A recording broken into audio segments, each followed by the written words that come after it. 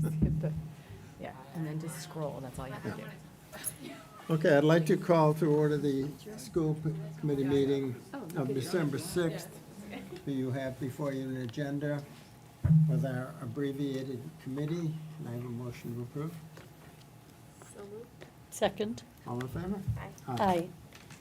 Moving on to comments from the public.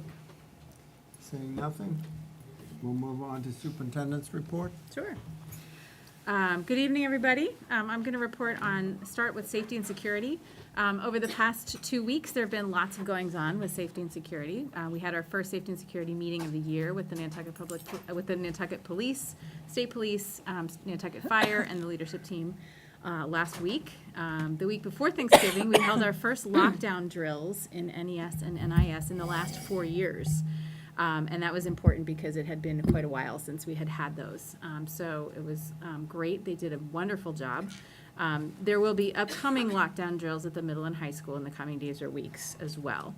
I was able to shadow a Nantucket Police Department officer as they went through the drills at both of the schools, elementary and intermediate school. And it turned out to be very successful with just a few areas of improvement. So kudos to the principals and the leadership for preparing their staff for that.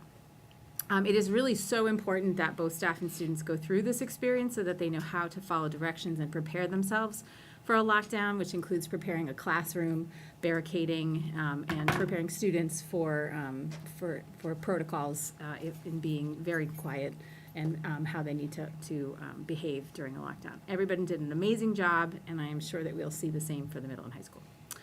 On December 29th, during the day, we have confirmed with BCM, our security system management, that there will be lockdown testing. And this is where a full simulation in the building will occur to make sure that the alarm, the announcements, the panic buttons, and other things are all functioning correctly. Diane O'Neill is not present tonight, but she would like to invite any of you to attend if you want to see what this really entails. It is during the day. It happens between, I believe, 9 in the morning and 2 p.m. It should be done by 2 p.m. But if you are interested in joining, please notify her in the next few weeks, and she will make sure that you can shadow a police or fire officer. Nantucket Fire will also be offering fire extinguisher training with the leadership team in January. And this is important so that all administrators know how to safely deploy a fire extinguisher. I certainly can say that it's been a very long time since I did that. So I would prefer to have training and know exactly what to do if I were faced with a fire. So I think that'll be very important for all of us. And finally, Officer Thompson and I will be convening a small group of individuals to finalize our reunification plan, which is still unfinished since our lockdown fiasco that happened several years ago. We originally considered using the VFW as a location for reunification, but there is a pretty extensive MOU with them, and we kind of rethought that perhaps Nobodere Farm Fields would be a better location to reunify. There's plenty of space for cars, buses, and there's a shelter as well that there wasn't before. The idea is to avoid having parents come to campus if there is any sort of event and we need to evacuate schools in the campus. So we'll be continuing to build that and make sure that it is ready to go as soon as possible. So I'm going to continue on hiring and staffing. So just to give you a quick update on hiring and staffing, as you know, we have struggled quite a bit this year with staffing. We still have 21 positions open, and those include teachers, TAs, ESPs, and administrators. We are still without an English learner director, and we will be losing Dr. Jennifer Raybold, our curriculum director for humanities, in January. So unfortunately, those 2 positions remain open. We do have them advertised, but are not finding candidates that we find to be viable. Most likely, it is better for us to advertise for the coming year in the hopes that people will have plenty of planning time ahead and can consider a start in the new school year.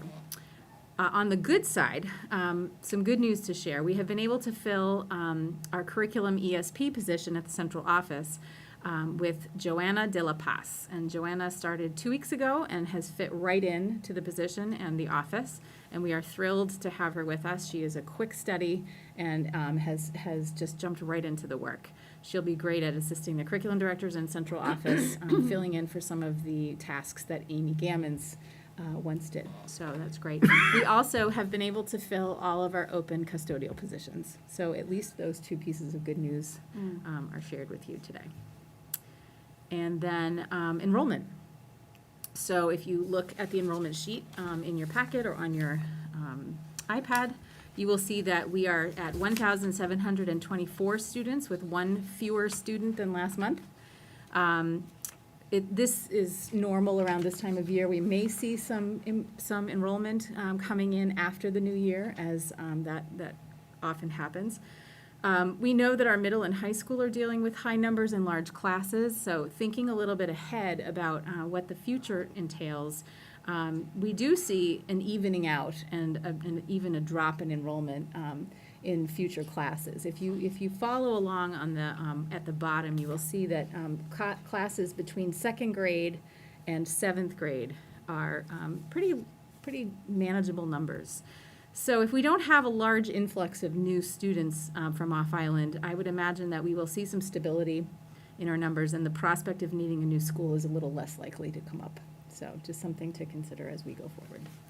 And the last thing I want to say is happy birthday, Dr. Lepre. Happy Thank you. birthday. And that's it. If there are any questions. Any questions? No questions. Nobody wants to know how old I am? You're not a day over 49. Okay, presentations and discussions of issues of interest to the committee. Mr. Baselli?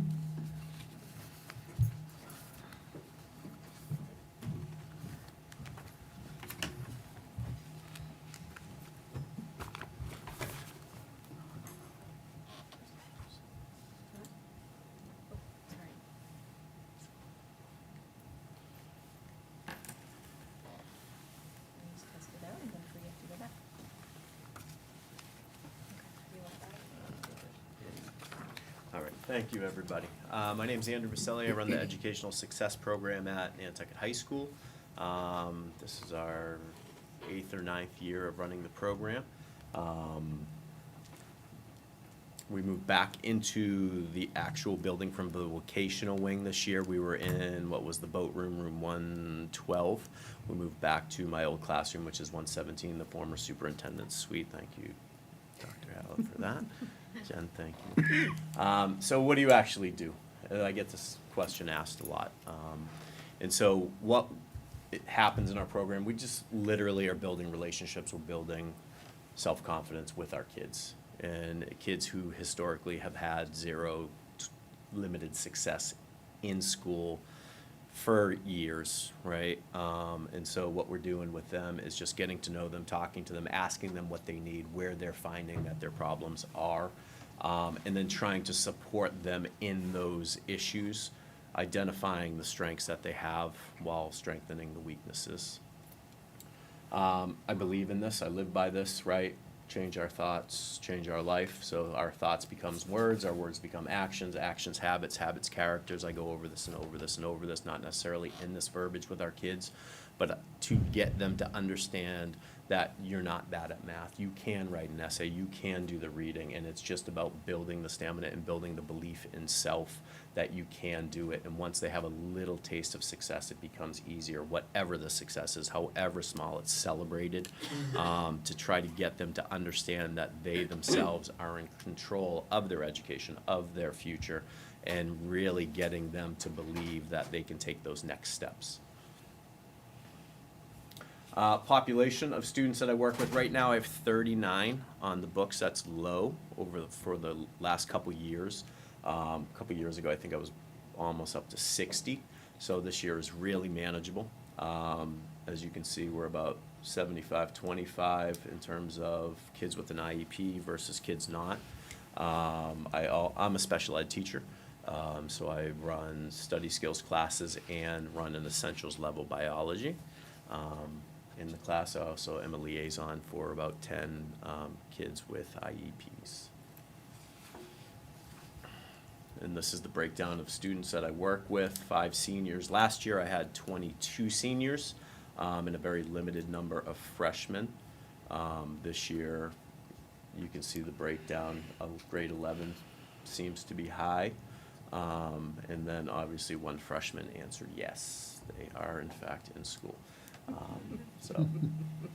How many years? Here's the breakdown. I have one senior that I've worked with 4 years. They have exited the program but still have access to me. I have them in an advisory only. I don't have them in any classes, although I do see them throughout the day in an unofficial capacity. Those first year students, that number is really high. I've taken on a lot of juniors this year from other study skills classes. Perhaps they've outgrown what they needed with those teachers and it's time to work on some independence. Yeah.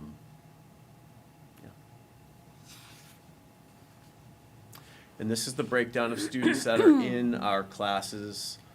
Kids who are in essentials, English or bio classes, but those are basically our freshmen through junior level kids. CP level kids, obviously 23. AP numbers down this year. Last year I think I was up to 5 or 6 kids taking AP level classes. The Apex is an online class. We do credit recovery through that. Those 3 kids all passed MCAS but failed the bio class, so they are taking that class online. It's completely self-paced. I can do a hybrid model with them if they need it, but they follow along just as if, like, when we were all in school, you read the book, you answer the questions in the back, then you take a test. It's the same format, and Apex has been really good to us, and the kids find the use of it to be quite easy. And then there's 2 kids who are in school to careers. This was interesting, the kids who participate in clubs and activities. And I find this interesting because I think the more the kids get outside of the classroom, the more the kids stay in the building after school, participating with their peers, be it in sports, doing drama club, whatever it happens to be. And this really speaks to the successes that we see. We all know that kids involved have more successes. And this number I thought was really telling, that we're seeing successes with our kids in the classroom. They are participating in other courses, in other events, and in other activities. It builds time management skills. It builds responsibility. It says it's more about the group than it is about myself, the individual, so, which is pretty phenomenal. And then behavior, we still are, but really we started because we're a behavioral program and we were looking at dealing with behaviors in the classroom, managing those behaviors that kids in classes would get sent out of. So that number's really dropped in terms of what I deal with now, but I thought I would add this in. And this is over the course of some kids, seniors, you know, all the way to the freshmen. Office detention for anything from skipping a teacher detention, tardies, in-school suspension for various reasons, out-of-school suspensions, which are the more serious, fighting and or other things. And then the great number down there is 11 kids have never had anything, which is just beautiful. And I suspect that number will start to grow. And then plans after high school.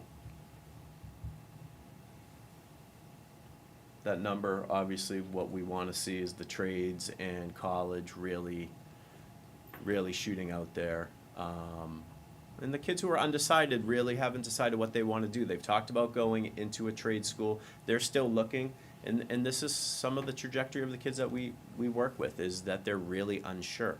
They don't know what there is. They're afraid. A lot of them are afraid to leave the island. They just don't know what they want to do. So they put down undecided. Some kids have talked about traveling. Some kids have talked about, you know, working here on island. Some kids have talked about being teachers. They just don't know what they want to do yet. But this is just an overall view of what we have. So, and then this is it, right? It's not rocket science. It is science, though. It's behavioral science. And it's about being able to change. It's being able to say, hey, let's try this. Let's see if this works. And what that is what the kid wants, right? Because what we've asked them to do through the course of 8 years before they get to the high school hasn't worked, or 9 years or 10, whatever it is. It hasn't worked. So then we say, let's map out what you want. What do you think is going to work? Let's try that with the blessing of administration, obviously. Thank you so much. We're able to put some other things into play. And if it works, beautiful. If it doesn't, we go back to the drawing board. But it's about the student developing trust that someone's listening to me. It's not me, it's everybody. Once they understand I'm listening, they know that adults will listen. And then they're willing to have those relationships across the board. And so that's really all this program is about relationships. That's all teaching is about relationships. And we need to remember that. We need to remember why we got into doing what we do anyways, which is loving on kids. It is literally giving them what they need, which is what we needed, in a way that they can understand. And that's it. So. Esmeralda, any questions? No questions. I just want to say thank you for all your efforts that you do with these children. As a parent with a child with an IEP, you've made a big impact in their life. Oh, Thank you. thank you. Appreciate it. Pauline? I do have a couple of comments and questions. Andrew, you didn't talk about support staff. What's your setup on that? Ms. Saradelis is wonderful. I know Our she is. assistant principal. She's got a full-time job. She does have a Oh, yeah, full-time. Mrs. Vassal's looking over there like, hello. I'm getting to you, Ms. Vassal. Mandy, Ms. Vassal, has been amazing supports. Julie Kingston, our school social worker, is a wonderful support. We work hand in hand. And I have one TA who works with me for my Essentials Bio class, which we have kids on IEPs in that class who need those supports. Okay, and your budget still comes under special education, I think it's split, yeah, split between special education and, no, it's all special ed, even my Apex. I'm sorry, you're right, Apex does come from a regular ed. So it's split, yeah. Okay. Thank you. And if you describe it, and this is just for anyone that's watching and going, oh, Student Support Success Program, who's your typical student? That's a great question. I think ultimately it's the student who makes it through the day and perhaps doesn't make it through the night, right? Keeps it together during the day and has a really hard time at home, or vice versa. A kid who has a really hard time at school but is great at home. It's every single kid in this building needs this type of program or classroom. When I was in high school, we had study skills, right? We had a block where you could de-escalate, where you could choose to do your work. We have that now 2 blocks a day in advisory, but it's every student. It's the high needs IEP student, it's the high needs behavioral student, it's the at-risk kid who is at risk of dropping out of school for a multitude of reasons. It's anyone. You look at kids in AP and honors classes. I have kids who people are like, why are they in there? Well, they're in here because they put so much pressure on themselves that they need a place to just de-escalate. And they're still doing their work. It's just not high pressure that they put on themselves. So really, if you look at who I have, it's a cross-section of everyone in this building. Thank you. I don't know if I answered your question. You did, but- beautifully. It's up. Thank you. Questions? Thank you very much. Thank you so much, appreciate it. I didn't cry this time. Okay, school improvement plans. Andy? For elementary Well, as well. I know, they had Mandy first. As the slides come, though, I think it's the, oh, no, you're right. My mistake, I have century first. If you want me to advance to something, I'm happy to. I just found out that I drew the short straw and had to go first, so I'm setting the bar for you guys. First of all, thank you very much for allowing us to be here. As I'm sure many people have heard me say, any opportunity that we have to talk about our students is always a good day. Should I do these slides too, or do I need to? I'm not sure if I can do both. One of the things that we were tasked with adding this year was some of the data around from our school. Our ELA, math, science, MCAS scores are part of that presentation. What I want to point out specifically, though, and Ms. Sarah Dallas and I were talking today about this, is I'm pretty proud of the fact, I say we, are pretty proud of the fact that our attendance rate is at 92%, which I think speaks well of our students in our community and the value of sending their kids to school every day. Our graduation rate, and this is for the class of 2021, the DESE is always a year behind on graduation and dropout rates, 91.4%. I personally think that speaks well of our guidance, the layers of support that our students have, but also the work that our teachers do around supporting our students and ensuring that they make it to graduation. If you'll take a look, and I will advance this. Just use this right here. Many of our students and parents have seen this particular slide. This is our the indicators of the vision of a graduate. This is something that's really important to our faculty and to our students. Our teachers have spent a lot of time developing this and working with our students to ensure that they understand that these are skills that are going to help them be successful whenever they leave Nantucket High School. Our teachers this year are actually taking a look at this and determining revisions and what's really the most important so that we ensure that our students are grasping these concepts and are able to actually apply them.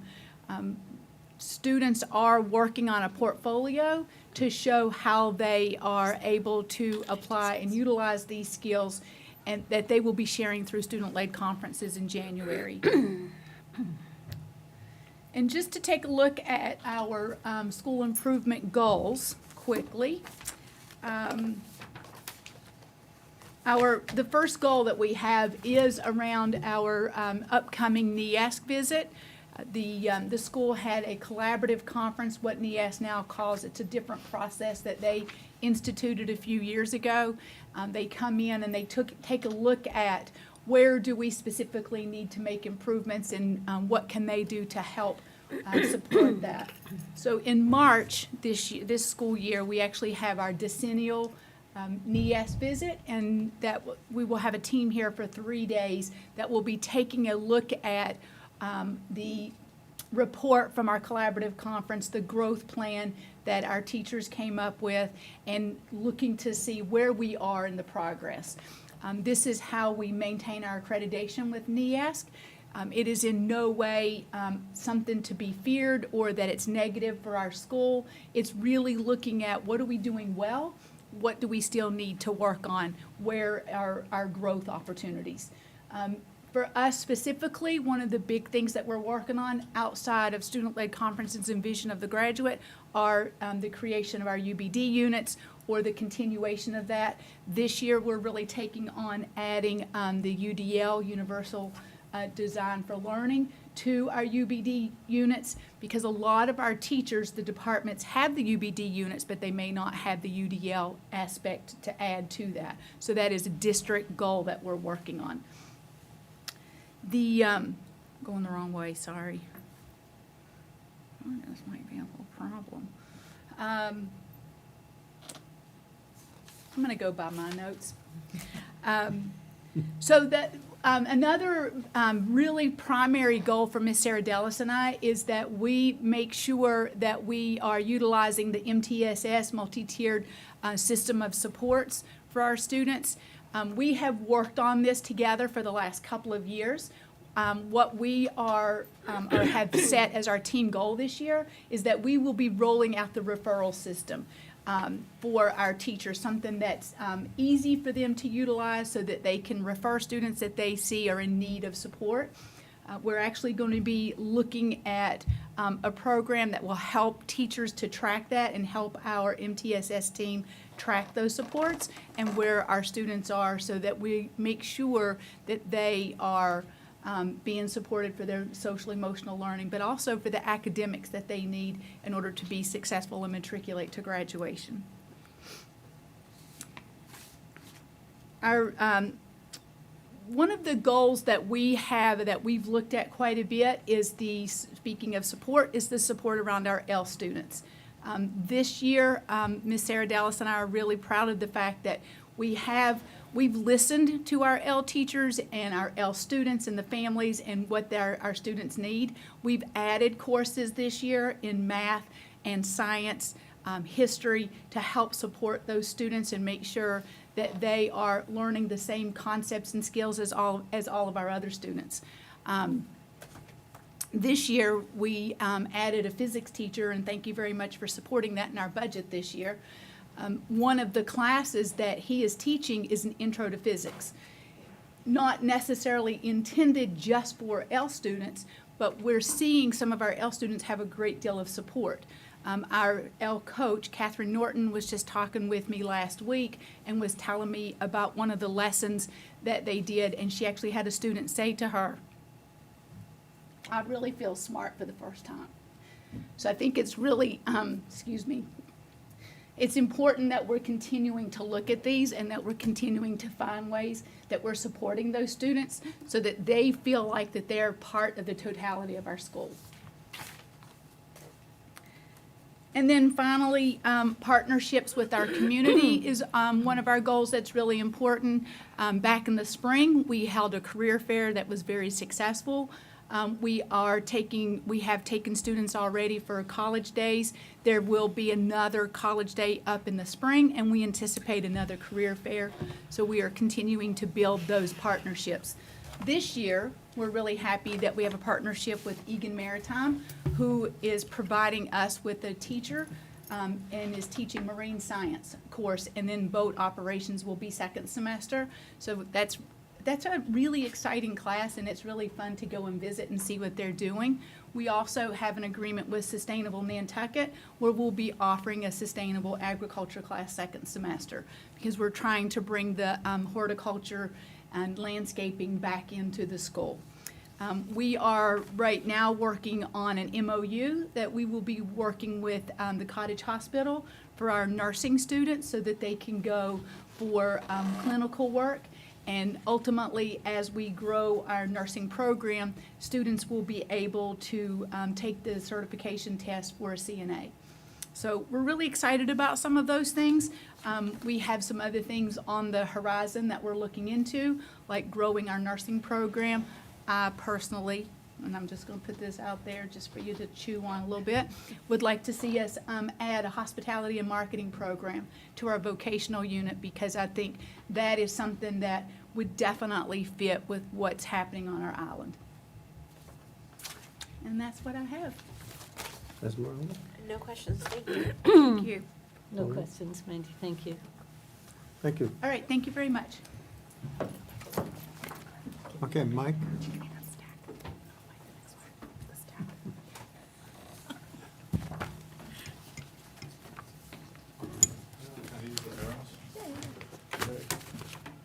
Thank you, school committee. Good evening, Michael Horton, Cyrus Pierce Middle School principal. And I do thank you for going reverse order, because I think you promised that a year ago. I was worried for a minute that you're gonna end with me, which I would think that maybe you wanted to save me to have the most questions at the end, so we'll see. I'd like to just walk you through some of the updates of the Cyrus Pierce Middle School School Improvement Plan. First and foremost, this is our committee.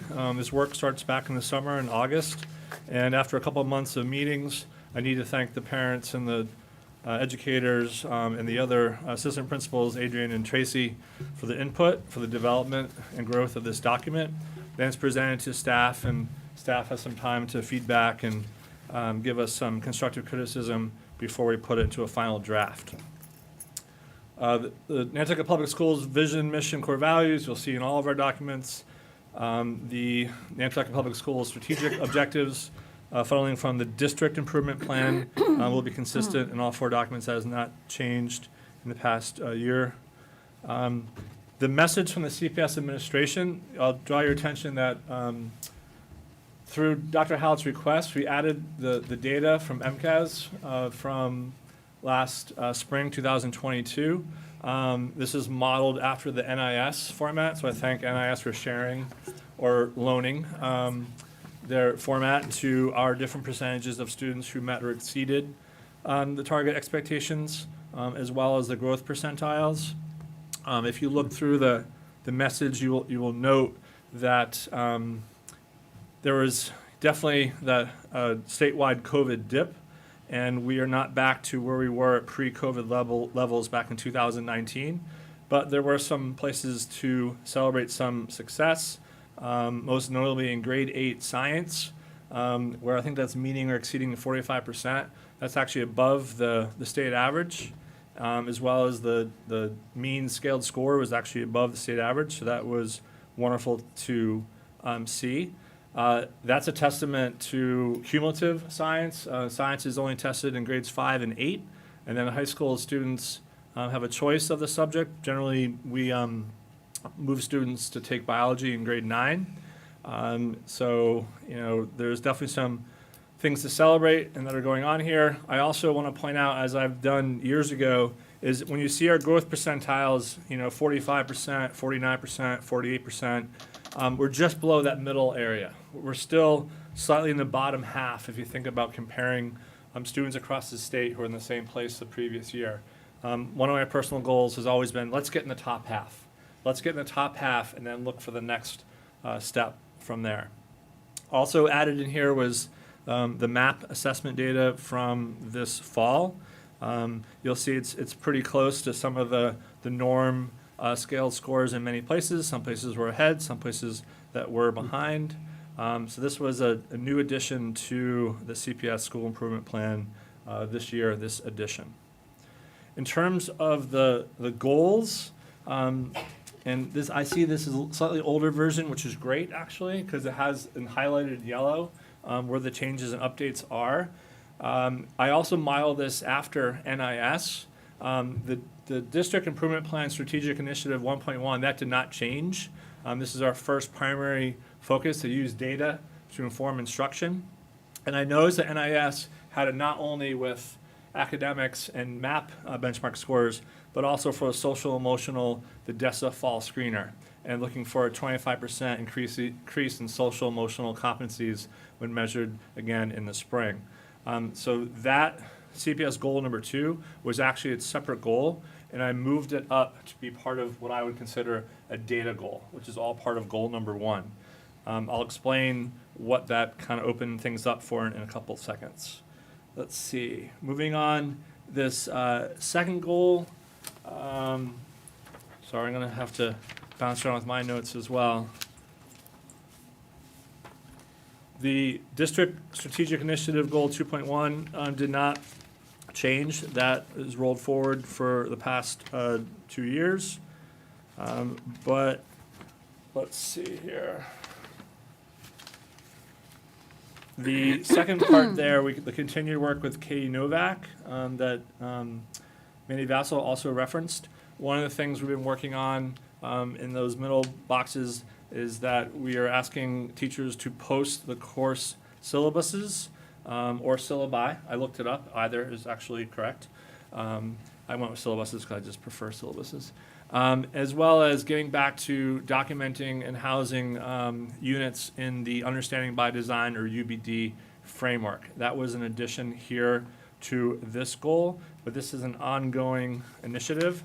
So that second goal didn't change too much. It says goal 3, because if you remember, I just added a second goal back to the first DIP Strategic Initiative 1.1. This is the big change. So this CPS goal 4, it's the same referenced District Improvement Plan Strategic Initiative 2.4, but this goal here, during the 2022-2023 school year, we will work to ensure that all students and staff feel safe, comfortable, heard, respected, and included as part of the CPS community. Just about everything here is a new addition relative to our plan last year.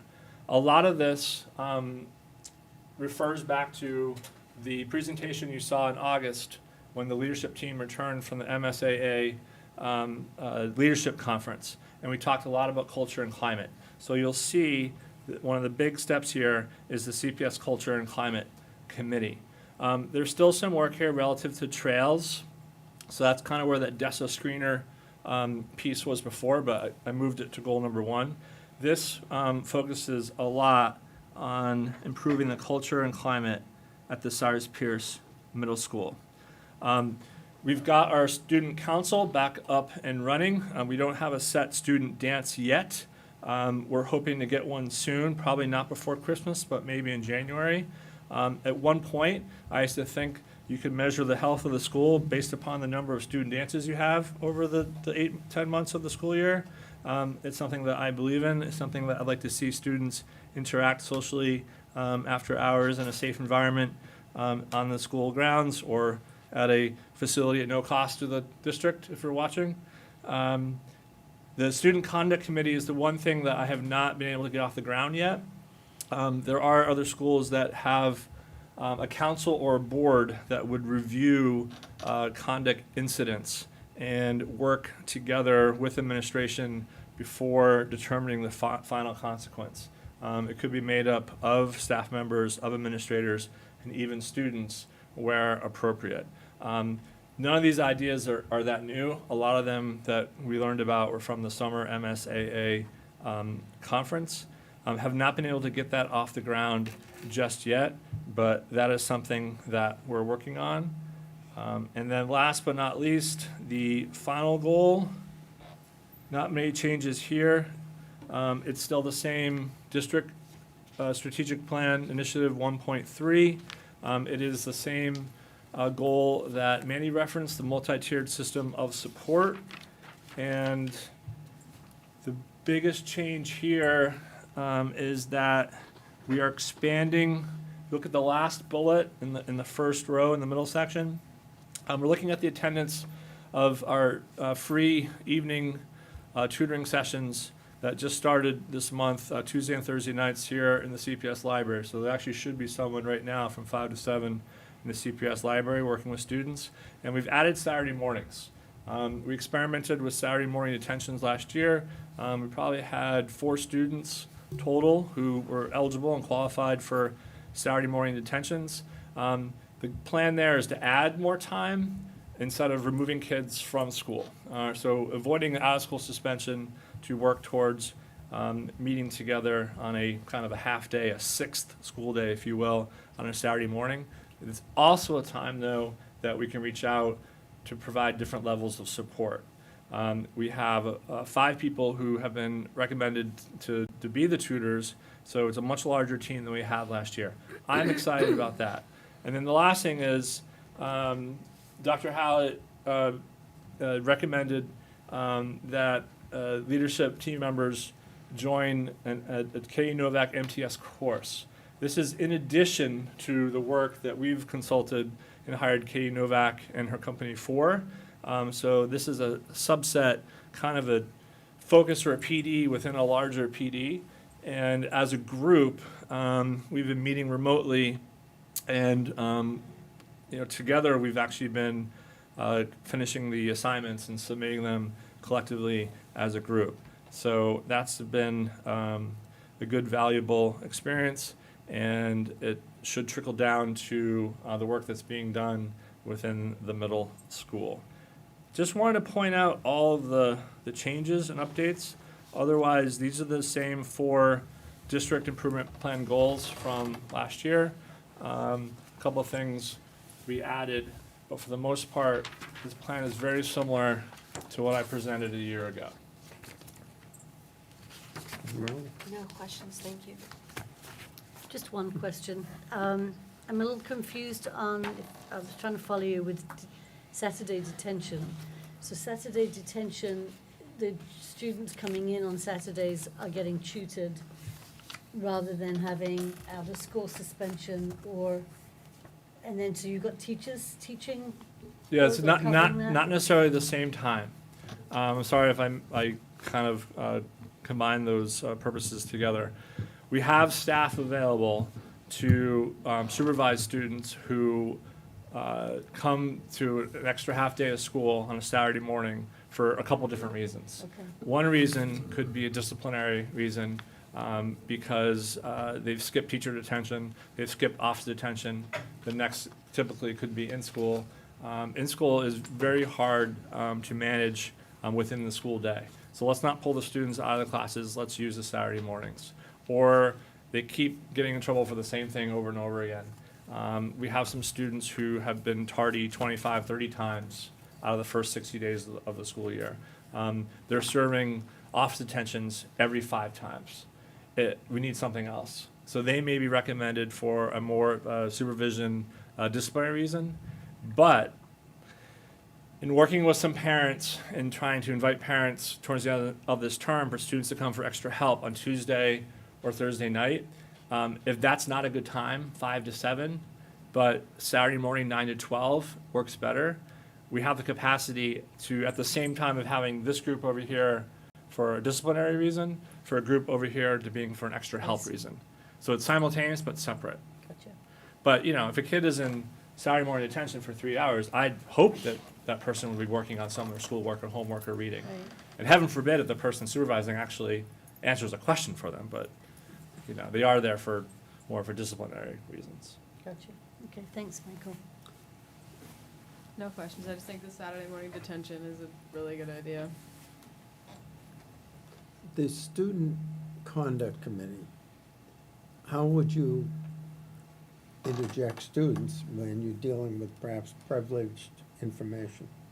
Yeah, it's I would say one of the reasons why it hasn't gotten off the ground. It's delicate. I think in theory it's a great idea, but these are the finer details that we're trying to work out. If you heard from August, one of our big things was student voice. You know, more student voice, more student input, and we were actually saying choice and voice a lot last year. So this was kind of one of the sessions I attended back in August. I just haven't been able to roll it out just yet. There are other initiatives, No Place for Hate, that Tracy Malo and Adrian Lombardi have been working on, doing some research. They're connected to Natick Public Schools and some other school districts that have similar programs in place. You may hear shortly about Project 351 in the Celtics playbook. There's opportunities to kind of mold all of these initiatives together because they're all trying to work on the same student behavior, student consequence issue. I was just trying to figure out a way. We did, in the last 2 years, we've been much better about inviting students to be part of school council, not student council, but actually with teachers and parents developing this document, reviewing the student handbook, talking about cell phones, talking about dress code. So I was thinking, hoping maybe there's a way to get them involved, a way to have them talk about what they're seeing their peers doing. And sometimes I see kids actually shape up because they don't want to act or look a certain way in front of their peers, if you will. So I'm trying to figure that out. But here it is December, and we haven't been able to get off the ground just yet. No, I think it's a very tricky issue, but an implementation, if it could be done successfully, I think would be very valuable. Because peer pressure is significant pressure. Yeah, Good. Thank you very much, Mike. sure. Thank you. Eve Marie?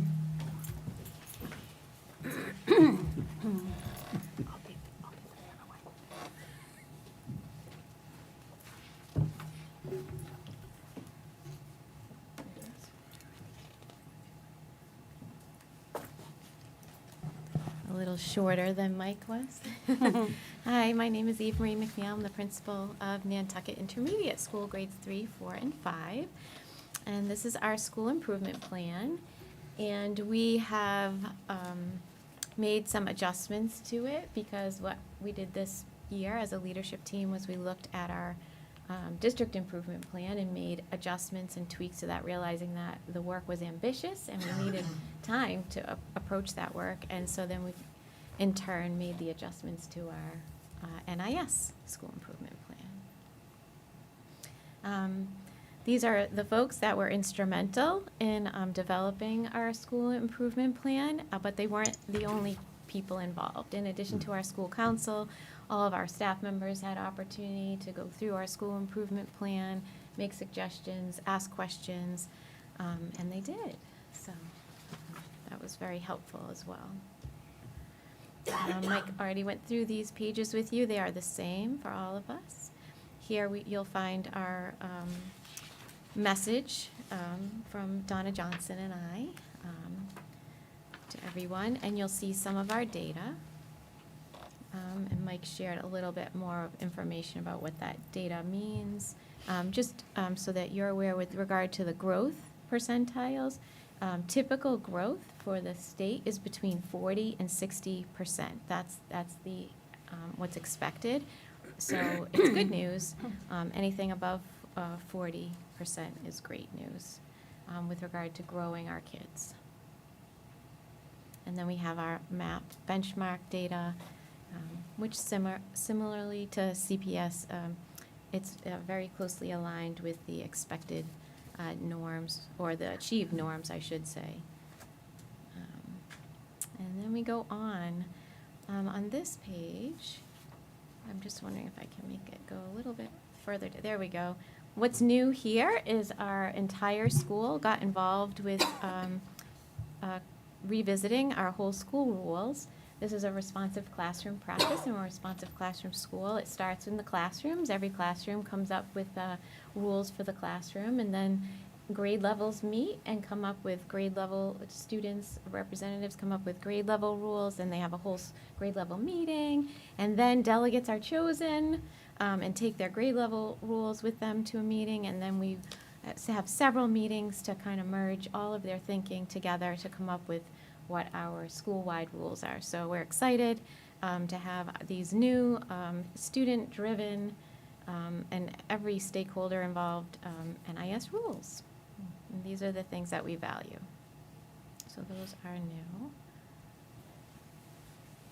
Okay, so on to goals. As I said, there are some adjustments, but not sweeping changes. So in a nutshell, our first goal is all about the intentional and strategic use of data to differentiate our instruction in order to provide access to all of our students. That's really what it's all about. And this is ongoing, in particular across reading and writing and mathematics. So how are we using all of the information that we have about what students know and what they're currently able to do, and using that information to drive our instruction and to really tweak it in order to make sure everyone has access to the learning. And then our second adjusted goal is really about time and providing time and opportunity for our staff to collaborate and plan together. And that's so important because as we learn more about our students, we need to make adaptations to our curriculum. We need to revisit our assessments and make sure all students can show in multiple ways how they're learning the material. We need to determine the priority standards because the reality is we are seeing a wide range of skills across our kids due to the past several years. And we want to focus on what they must have in order to move forward. So we're determining those things as groups and spending time on those things. All of this needs to happen together and collaboratively. It just can't happen in isolation. So everything underneath is to that end. And then this one, this third one, is really about us learning more, continuously learning more about how to ensure equitable access and how to grow student voice and confidence and self-advocacy skills, and also celebrate and grow students' pride in their work and in their accomplishments. That is the intent of this goal. And everything underneath is to support that end. And then I think this is a finally. Our last one is about our partnerships.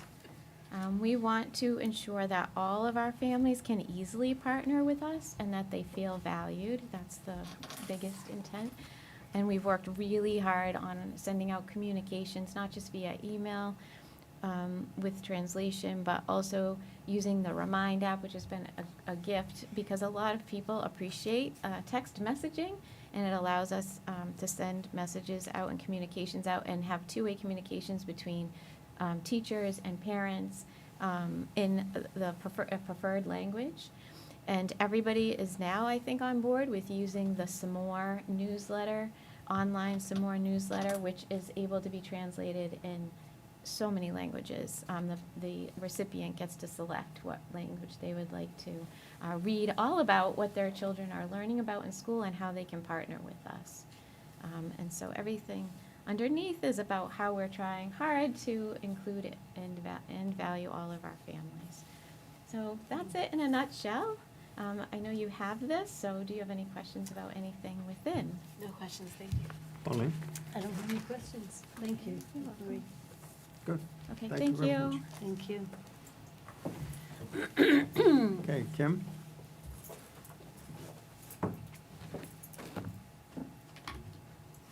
Thank you. I think I'll just arrow down. Good evening. I'm Kim Kubish, principal of Nantucket Elementary School. I want to mirror my dear friend, Dr. Bucky. Do you have any questions? Because this is, what a delight to be last.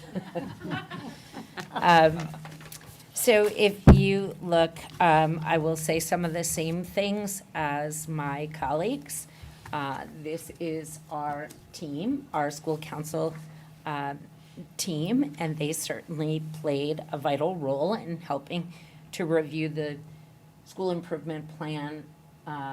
They had an opportunity to look at our prior plan and the district improvement plan and come up with their own ideas a month before we gave them a draft. Then we did this same thing with our staff, and they worked in small groups to look through the different strategic objectives and our former goals, and that's how we came up with our plan, by putting all of that information together and then having our school council do the final review of that, as our staff did once we input all their information. So certainly the mission, vision, and core values are the same. And I just call your attention to the strategic objectives. There are 4, and this is for our entire district. So 1, student and learning and achievement, that never changes. So in our goals for student learning and achievement, we just have made slight tweaks, but those are things we will work on every single year. We have a goal related to support equity and access for all students. We did not do secure and maximize resources. That wasn't a place that we felt like, as a school, we were going to have much to contribute there. So we put our energy into strategic objective 1, 2, and the 4th one, which is collaboration, communication, and inclusive culture. So as Eve Marie mentioned, and I like to say often because it makes me incredibly happy to be the principal of Nantucket Elementary School. The youngest learners are in our building. And so we have in K, the first group of students who were not overly impacted by COVID, but our first graders were and our second graders were. So pre-K and K are, and when I say not impacted by COVID, they didn't do school with COVID. I'm sure they've had some impacts of COVID. But one of the things that I'm most thrilled about is to be a part of building the foundation for our youngest learners. And so in this message from Kim Albertson, the assistant principal, and I share some of that information and how serious we believe our charge to be, and using this improvement plan to really talk about the things that need to get done for our kids and with our staff. We included the fall benchmark data, and we did this for reading and math.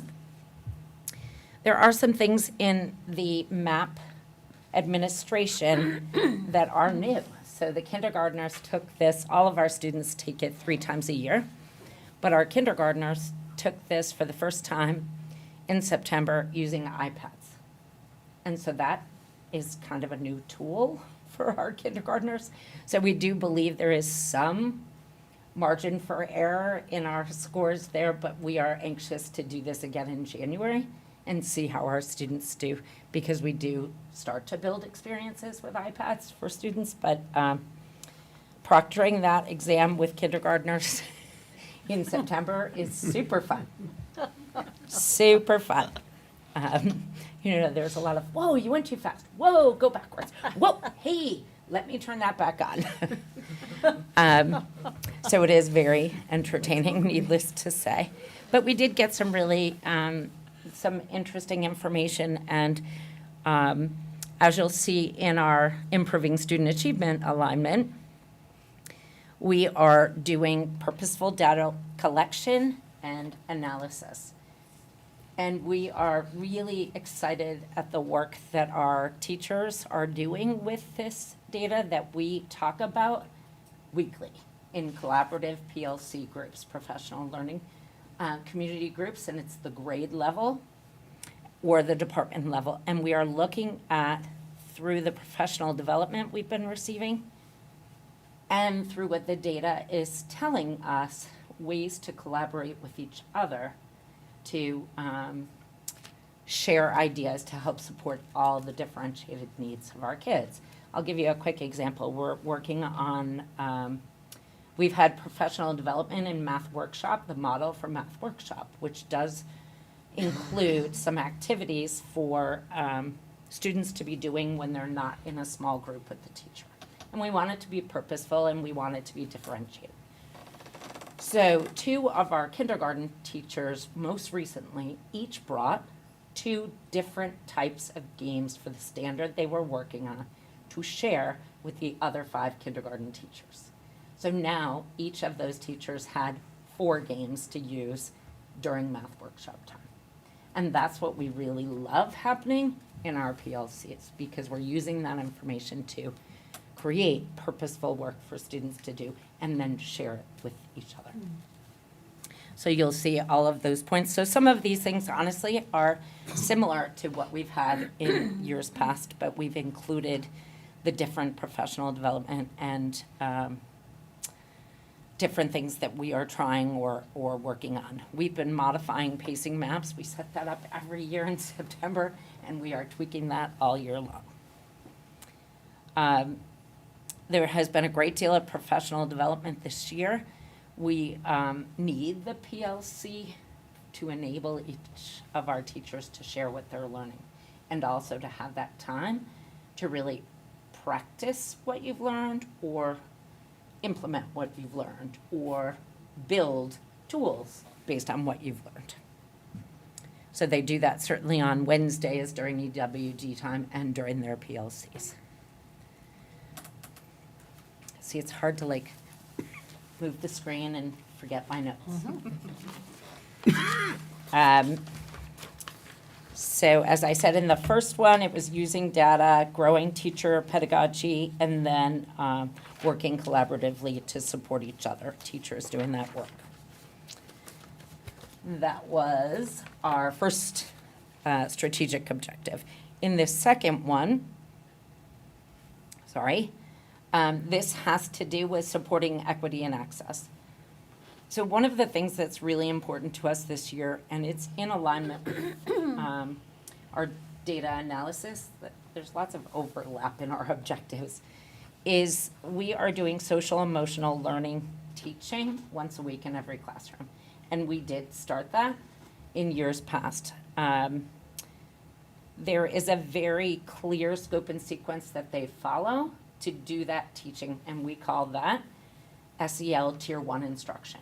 Every kid gets it, and we use the same resources. But then we do the DESA, which has been talked about, and that helps, that's an assessment that's done based on every student, and the teacher answers questions based on every student, and it helps us to find student strengths in those realms and student areas of weakness. So we then implement a tier 2 weekly.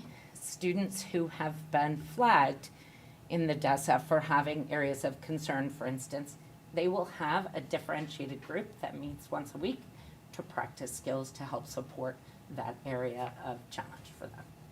So that we think is really important in the behavior and the equity and access place. The other overarching comment I would make in this second area is responsive classroom and the critical import of that for our school. Certainly, Eve Marie shared how important it is at NIS, and we start that with our students at NES. And a huge piece of that is building community. So classrooms, teachers, Eve Marie shared how they do it across their classroom and their grade and then their school. And we do the same thing. And inside of there, that is making sure that in a morning meeting, for instance, all kids have opportunities to share who they are and feel a part of one unified community. And then Kim Albertson, in her goals regularly, she runs our whole school morning meeting, which we do once a month, and we bring the whole school together so that they all feel part of the same NES community. And then in this last strategic objective, which is number 4, sorry, I have to flip pages, and this is all about inclusion, collaboration, and communication. These are all the different ways that we try to be in touch with our families and our community. One of the things that we've all noticed from teaching and working during the pandemic was the benefit of Google Meets. They're not always great, and they certainly felt really hard for a long time, but it was a benefit to allow families to more easily participate in IEP meetings, for instance, or potentially conferences. So we have kept that as an option when we are trying to set up meetings for families. So I just highlight that as being in there. The other thing is we have like traditional evenings for our families, literacy night, math night, ELL night. Those are really big events that our staff really all participate in, and they we give tools to everyone who comes, and we get 300 kids regularly and parents. But we give them a bag of tools, and they can go in all the different spots in the building and learn ways to play math games, ways to practice math facts, different tools they might use to build reading skills or practice fluency. So those are really important for us, those events, and they are highlights for our kids. But one of the things we definitely need to do and want to do is because of the achievement levels of our kids being so broad, we do feel like we have got to build some opportunities to do some teaching for parents, so that how can they best help their children beyond our literacy night, beyond our math night. And we've done some of those in coffees, but that is something that we would like to build in a couple of this year, just to help parents help their children. And we always say that the parents are the first teacher of their children, so it's really important. So that's that. No questions. Thank you. Thank you, Esther. Couple of questions. What's been your observation with your staff from having the regular PLC meetings? What are some of the changes or benefits that you see? So you can see they are run by the teacher. So our team leaders run those, but we have modified every single year what that sort of looks like. And so one of our big initiatives at NES is to work on culture. And so we start every PLC with celebrations, and we just open the table up for comments on celebrations. And those are invitations for people to share, it's not required. But then we always move into some sort of data piece. So as I talked about with the math station ideas, we were focused on a standard in math and ways to support math. And so the team leader for K, pardon me, had put in there that she wanted to share those ideas.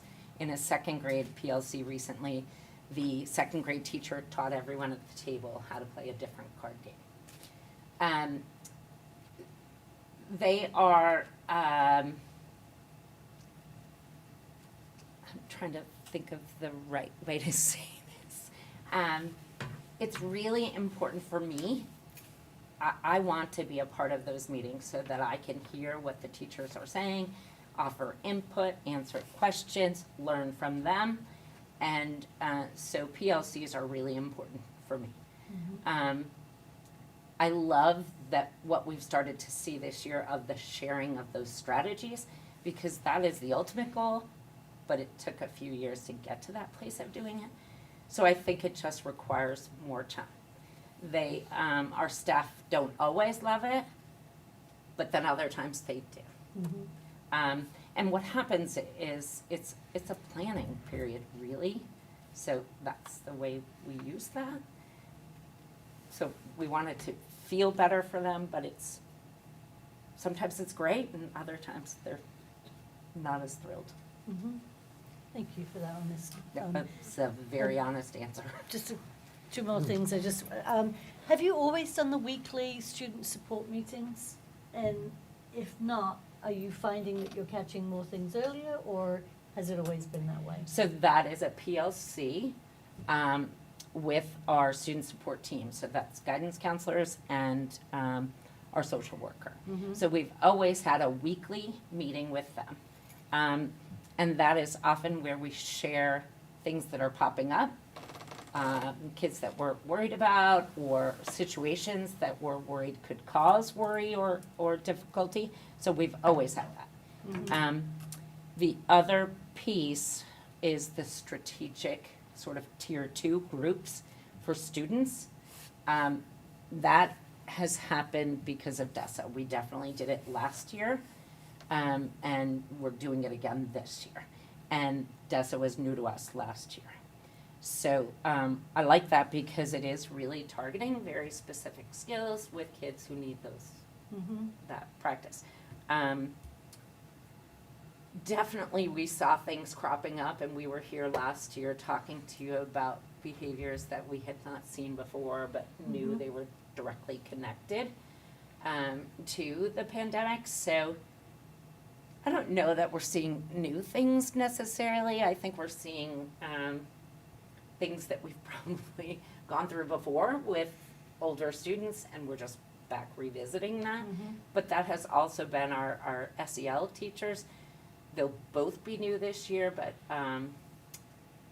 previous years we had the same teachers, and Mrs. Hood started this school year. So she definitely could see those things. We want to add this to this unit.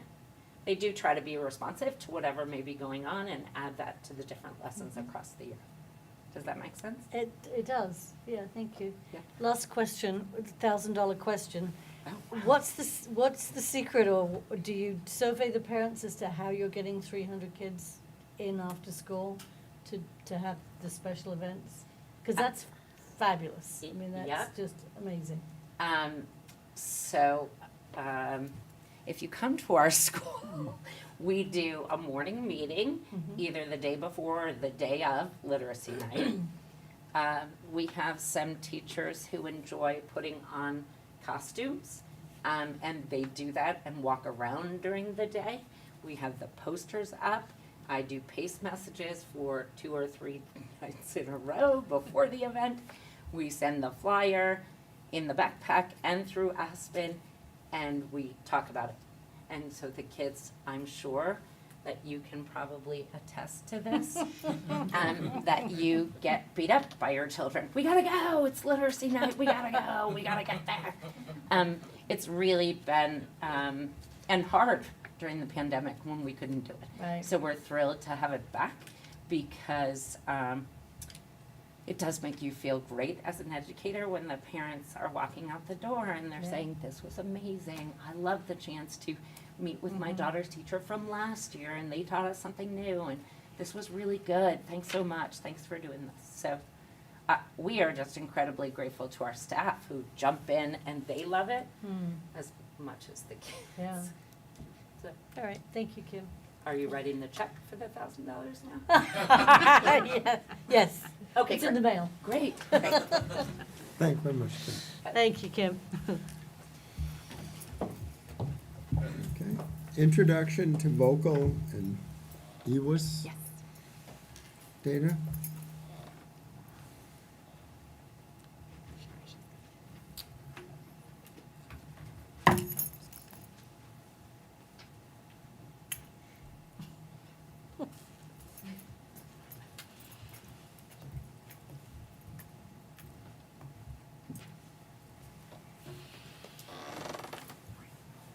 Is it not on your iPad? I mean, they're not there.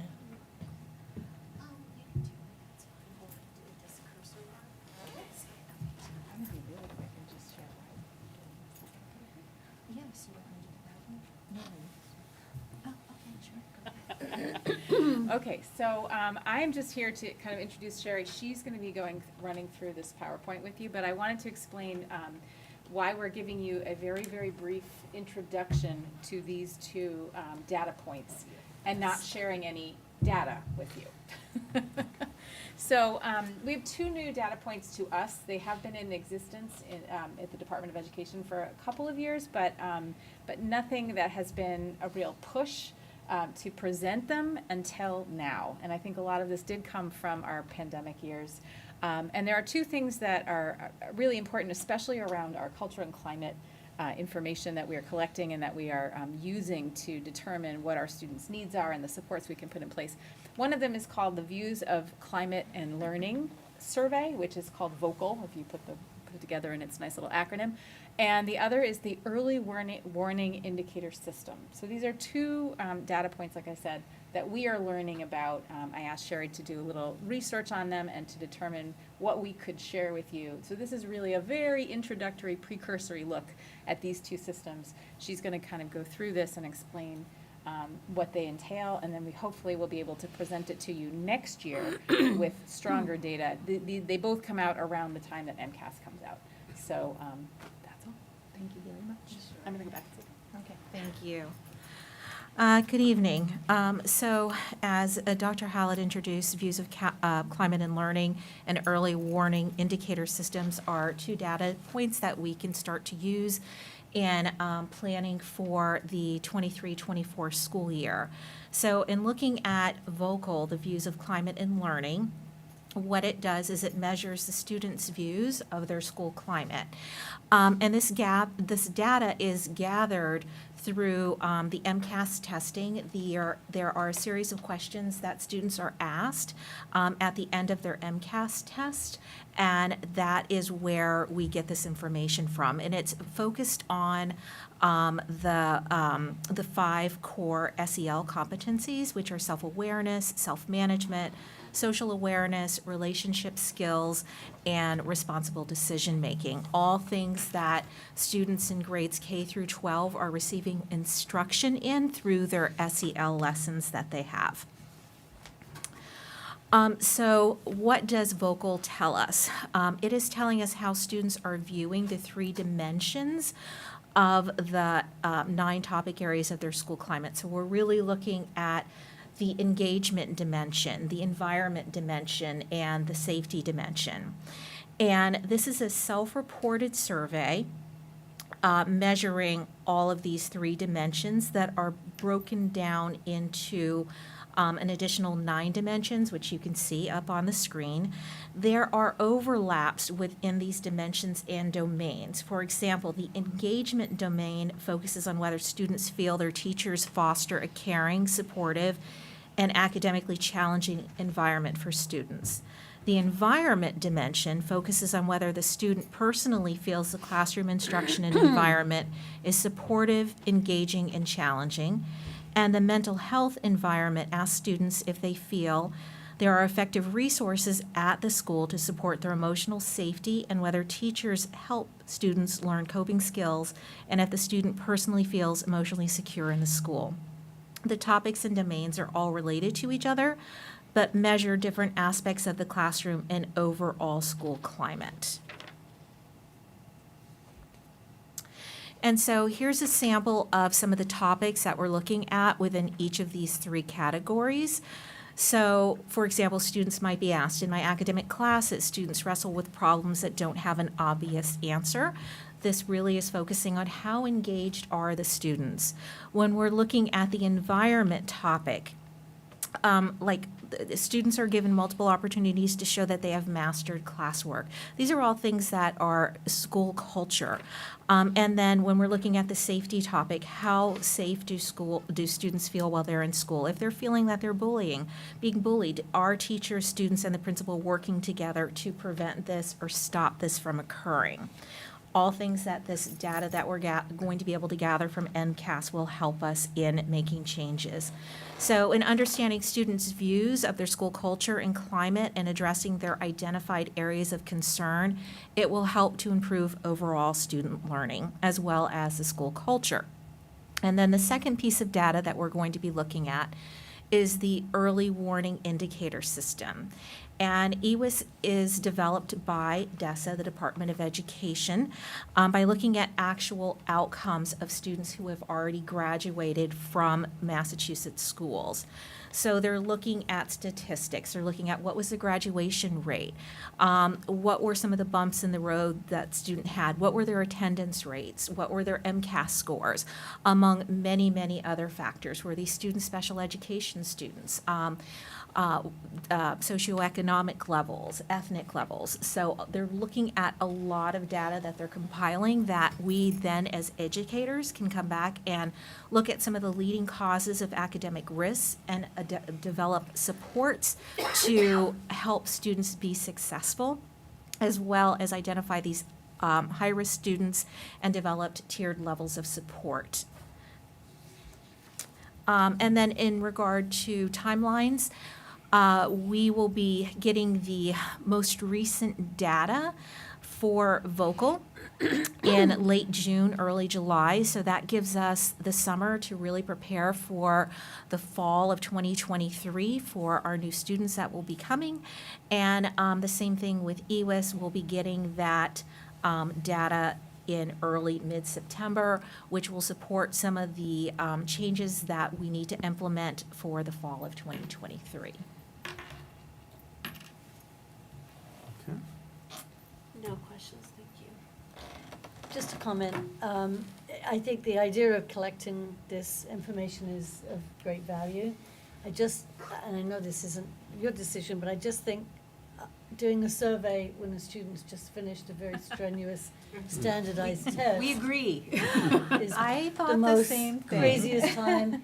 I mean, I would think students would rush it, not answer it. They may be stressed if they don't test well. They're going to be in a different headspace than they would be if. Anyway, just I had to say believe that. that the reasoning behind it is that they are a captive audience, and it is the opportunity to get that data. But I think that there are compelling reasons why that should change, and my hope is that the department will consider doing it at a different time.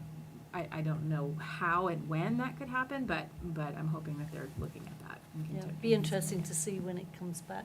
Agreed. Would it? Yeah. Thank you. I agree. I mean, I think that that's a horrible time. I agree too. They want to get out of there. Mm-hmm. We agree. Okay, thank you. You're welcome, thank you. Didn't solve anything, Didn't but. solve anything. Okay, committee discussions and votes to be taken. November 15th, 2022, meeting minutes. Can I have a motion to approve? So moved. Second. All in favor? Aye. November 22nd, 2022, executive session minutes. So Can I have a moved. motion to approve? Second. All in favor? Aye. A vote to approve the donation to the Nantucket High School tennis team from the Nantucket Yacht Club in the amount of $11,400. Can I have a motion to approve? So moved. Second? All in favor? Aye. A vote to approve the donation to WCPS news program from Lil Lee Ventures LLC in the amount of $200. Can I have a motion to approve? So moved. Second? All in favor? Aye.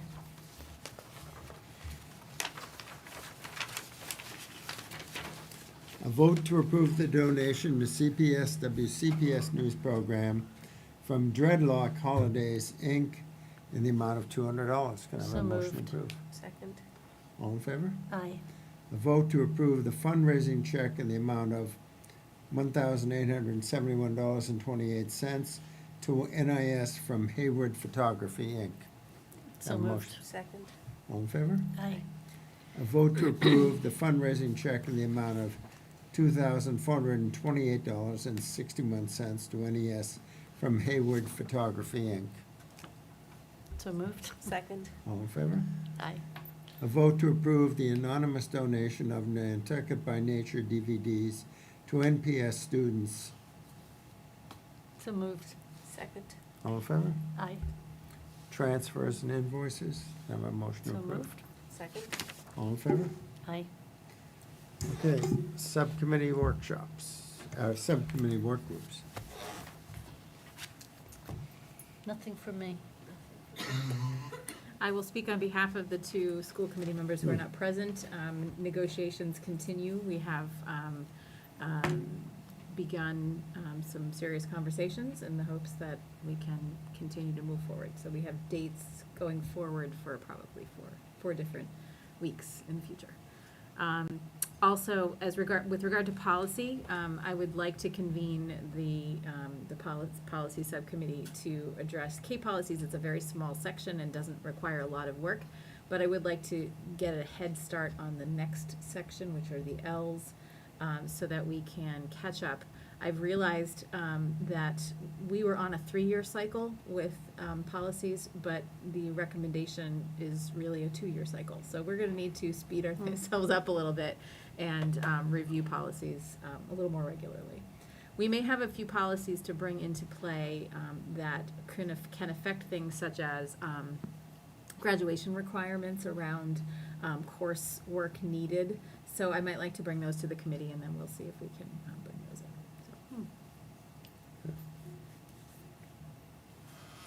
You want to talk about Horizon, Horizons? sure. So things that we have coming up at our next meeting, which is December 20th. We will be presenting student awards around Massachusetts Association of School Superintendents and the National School, we're missing the D, NSDEC Council, Development Council, there we go, awards for seniors. So we'll be sharing those. And there are a few other awards as well. I believe that we'll do the John and Abigail Adams Scholarship Awards at that time too. Nice. The English Learner Department will provide their updates. And then we will be starting our budget development presentations, and facilities and grounds will go, and then IT and tech. And we have our nursing program to provide an update as well. Okay.